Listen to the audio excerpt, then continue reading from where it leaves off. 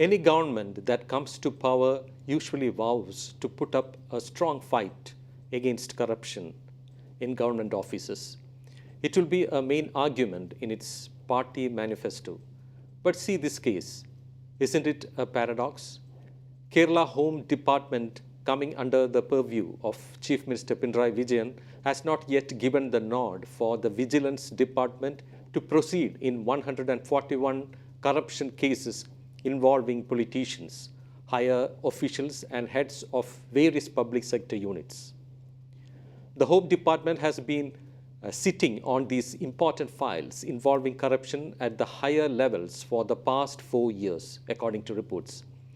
It may be recalled that the LDF government had taken away the judicial powers of the Lokayukta in dealing with the corrupt politicians holding higher constitutional posts. And now is it making the functioning of the Vigilance and Anti-Corruption Bureau dud? The Home Department has, however, withheld 121 files seeking sanction for vigilance inquiry, 6 files seeking permission for preliminary vigilance inquiry, and 15 cases seeking sanction for taking prosecution steps, according to reports. Now let's see how the corrupt politicians and officials are managing to escape the clutches of law. It is simply by exploiting the provisions contained in the Section 171A of the Prevention of Corruption Act. This section stipulates that any proceeding, including vigilance inquiry or prosecution against ministers, MLAs, higher officials and heads of the public sector units, can be initiated only after getting sanction from the state government.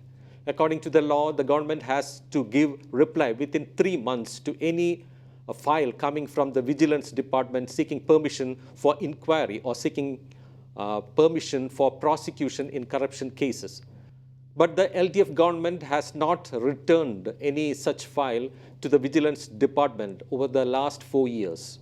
The law doesn't say anything about the steps to be taken in case the government fails to respond to Vigilance's requests even after 3 months.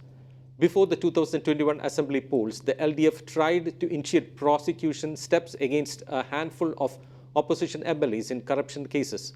But the governor did not give permission and the efforts of the LDF to book those MLAs went in vain. Meanwhile, there are speculations that the government is now protecting all those who are corrupt, irrespective of their political affiliations.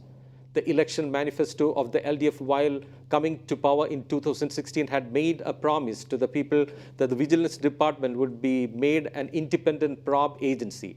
6 years are on, and that promise is still a promise.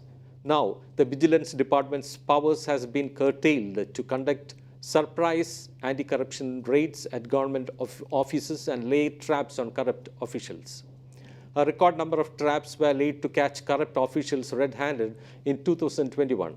The total number was 30. The number of traps in 2020 was 24. In 2019, it was 17, and in 2018, it was 16. In 2021, around 34 officials were trapped. Among them, 9 were from the Revenue Department, 8 from Local Administration Department, and 4 from Forest Department, according to reports. Usually, the vigilance submit a detailed report to the government after conducting raids in each department. But more often than not, the government ignores the suggestions given in such reports to check corrupt practices. I am KC Ashok signing off. Please do subscribe to our channel Kaumudy Global for informative and interesting stories.